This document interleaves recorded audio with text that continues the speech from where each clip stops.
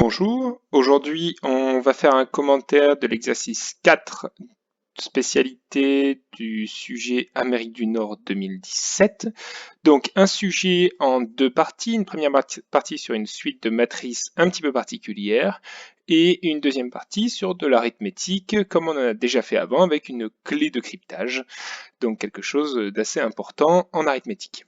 Donc première partie, on a un énoncé, il faut apprendre à lire les énoncés en mathématiques. Dans cet énoncé, on vous dit qu'on pose deux suites AN et BN. On est donc dans un exercice de type suite avec deux suites AN et BN qui vont dépendre l'une de l'autre. On sait donc qu'on va rentrer dans un schéma classique avec une suite de matrices, une matrice qui sera les coefficients duquel dépendent AN et BN en fonction AN plus 1 et BN plus 1 en fonction de AN et BN. Mais ici, difficulté, on ne vous présente pas les suites à n et bn. On vous donne uniquement un énoncé. Et c'est à vous de déterminer quelles sont les suites à n et bn. Deuxième difficulté par rapport aux exercices que nous avons faits, nous avons toujours fait des exercices où UN, la matrice ANBN, était une matrice colonne et se plaçait donc à droite de la matrice carré pour faire la multiplication. Ici, UN est une matrice ligne, c'est-à-dire qu'elle s'écrit avec des coefficients en ligne à n et bn, et donc elle doit se trouver avant la matrice carrée grand M. Donc deux difficultés ici.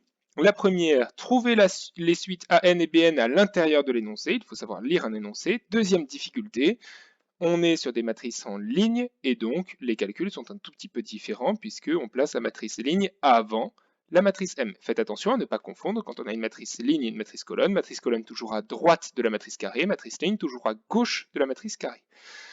Donc, montrez que pour tout entier naturel n, on a un plus 1 égale un fois m. Une fois que vous avez réussi à exprimer an plus 1 et bn plus 1 en fonction de an et bn, cette question-là est la première question classique, à la différence qu'ici la matrice un est une matrice ligne et se trouve donc à gauche de la matrice m quand vous faites les calculs.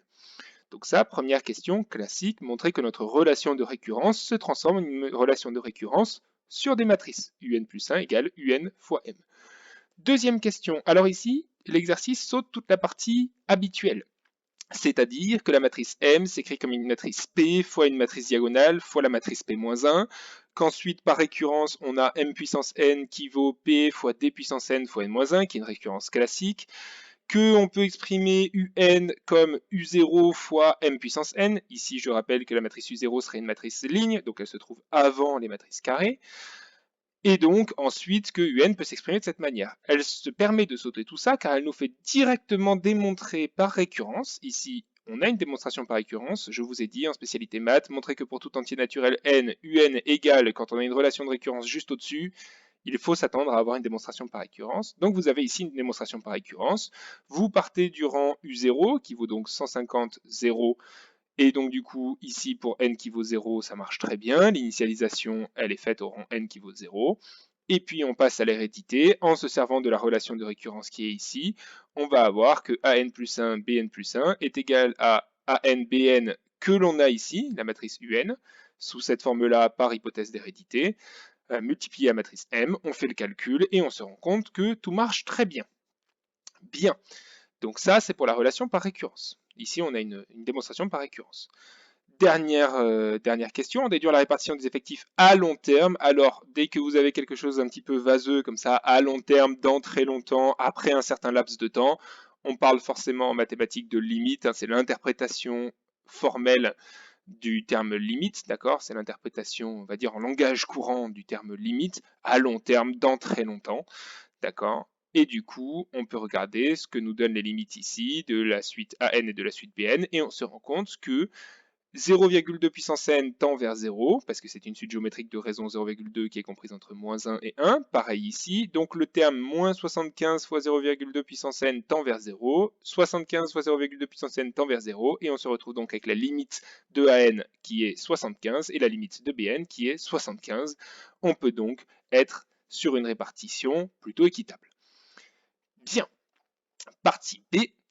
Et là, on rentre dans ce qu'on a déjà fait en début d'année, c'est-à-dire des clés de cryptage. Donc, on a un certain nombre.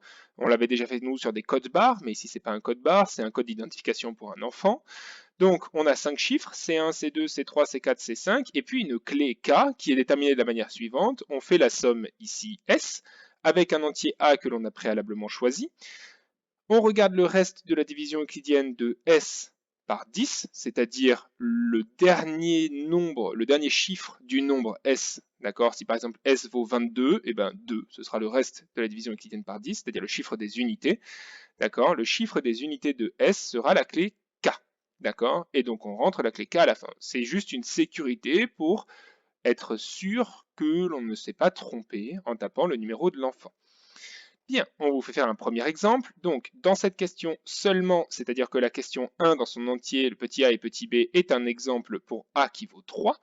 Pour a qui vaut 3, on veut regarder si le nombre suivant, ici, d'accord, donc 111 383, peut être celui d'un enfant inscrit à l'association. Eh bien, on n'a qu'à regarder. C1, ce sera 1, C2, ce sera 1, C3, ce sera 1, C4 sera 3, C5 sera 8. A vaut 3, on fait le calcul de S donc avec les 5 premiers chiffres en oubliant la clé de cryptage ici. Donc avec C1, C2, C3, C4 et C5, on trouve un résultat de 24, il me semble. Et 24, son reste dans la division euclidienne par 10, c'est 4. La clé de cryptage devrait donc être égale à 4. Et donc le petit K à la fin de notre clé ici devrait être un 4.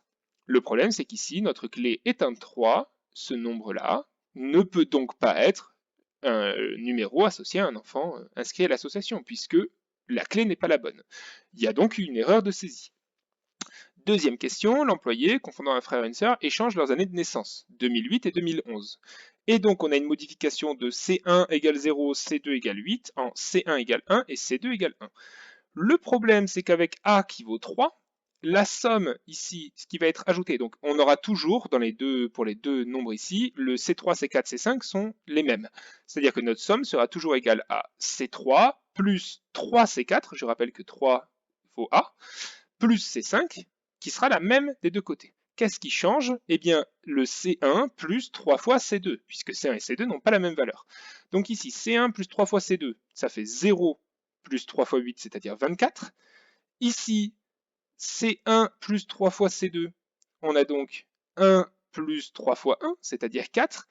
Le problème, c'est que 24 et 4 ont le même reste dans la division euclidienne par 10.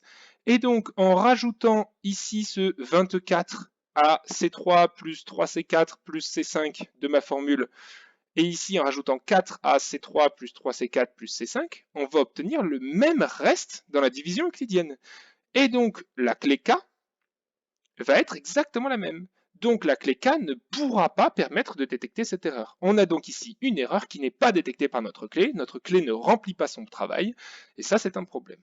C'est pour ça qu'on va essayer de chercher un meilleur moyen de mettre une clé. Donc ici, on reprend le même numéro, on est sorti de l'exemple, A ne vaut plus 3, C1, C2, C3, C4, C5, et puis la clé K, qui est le numéro de l'enfant. Et on essaye de trouver un entier A pour lequel on puisse détecter une inversion C3, C4. On suppose aussi que C3 et C4 sont distincts. D'accord? Parce que sinon, l'inversion C3, C4, c'est pas une inversion, c'est pas un problème, ça va pas être détecté par notre clé. Alors, pour la première question, on avait déjà fait ça, je vous invite à retourner voir ce qu'on avait fait sur les codes barres. C'est un type de question très classique dans ce cadre-là. Je vous laisse regarder la correction et ce qu'on avait fait sur le TP code barre. Je passe directement à la suite. Donc, on a montré juste que la clé ne détecte pas l'erreur d'inversion si A-1 fois C4 moins C3 est congru à 0 modulo 10. Ici, on vous demande donc de chercher tous les entiers n compris entre 0 et 9, donc qui correspondraient ici au A-1, tel que l'on puisse trouver un entier P, tel que n fois P soit congru à 0 modulo 10. Parce que si c'est le cas, si on peut trouver un entier P, alors pour une certaine valeur de C4 et C3, tel que C4 moins C3 va IP, eh bien A-1 fois ce C4 moins C3 vaudra 0 modulo 10, et donc la clé ne pourra pas détecter l'erreur d'inversion. Et ça, c'est un problème. Donc, on peut regarder tous les entiers compris entre 0 et 9 qui ont un nombre P, compris lui entre 1 et 9, tel que n fois P soit congru 0 modulo 10, c'est-à-dire tel que n fois P soit divisible, par critère de divisibilité, par 10. Alors, regardons, pour n qui vaut 0, n'importe quel entier fait l'affaire. 0 est divisible par 10, on le multiplie par n'importe quoi, ça fera toujours 0, et donc ce sera toujours divisible par 10. Donc, n qui vaut 0, et il existe un nombre p tel que pour n égale 0, on est n fois p qui vaille 0 modulo 10. Bon. Pour n qui vaut 1, le premier multiple de 1 qui est divisible par 10, c'est 10. Donc il faudrait que p vaille 10. Ce qui n'est pas possible puisque p est compris entre 1 et 9. Donc 1, ça ne fonctionne pas. Pour 2, le premier multiple de 2 divisible par 10, c'est 10. Et donc c'est 2 fois 5. Or, 5, c'est bien un entier entre 1 et 9. Donc pour n qui vaut 2, il existe p qui vaut 5, tel que 2 fois 5 soit congru à 0 modulo 10. Pour 3, le premier multiple de 3 divisé par 10, c'est 30, si vous regardez la table de 3. Et donc, il faudrait que p vaille 10, ce qui n'est pas possible, donc 3 ne fonctionne pas. Pour 4, le premier multiple de 4 divisé par 10, c'est 20. 4 fois 3, 4 fois 5, 4 fois 5, donc pour p qui vaut 5, ça fonctionne très bien, donc 4 fonctionne. Pour 5, on a 2. Pour 6, on a 5, qui font 30, qui est bien divisé par 10. Pour 7, le premier multiple de 7 divisé par 10, c'est 70, ça ne fonctionne pas, parce qu'il faudrait que p vaille 10. Pour 8, 8 fois 5, 40 divisé par 10. Et pour 9, le premier multiple de 9 divisé par 10, c'est 90, qui ne fonctionne pas non plus. Donc, les valeurs n qui fonctionnent sont 0, 2, 4, 5, 6 et 8. Sauf que ça, ce sont les valeurs qui fonctionnent pour qu'il existe un p tel que. C'est-à-dire que ce sont les valeurs qu'on ne veut surtout pas voir pour a-1. Donc les valeurs que l'on va vouloir prendre pour a-1 sont les valeurs telles qu'il n'existe pas de p, telles que n fois p congru à 0 modulo 10, puisqu'on ne veut pas que C4 moins C3 puisse venir jouer le rôle de P et fasse que A-1 fois C4 moins C3 soit congru à 0 modulo 10, parce que ça voudrait dire que la clé ne détecte pas l'erreur d'inversion. Donc, ici, on va vouloir prendre les valeurs de n qui ne fonctionnent pas. Donc ça veut dire qu'on va vouloir que A-1 soit différent de 0, 2, 4, 5, 6 et 8. C'est-à-dire, on va vouloir que A-1, alors j'attire votre attention que A-1 ne peut pas être égal à 9, puisque A est compris entre 0 et 9. D'accord? Entre 1 et 9, et donc A-1 est compris entre 0 et 8.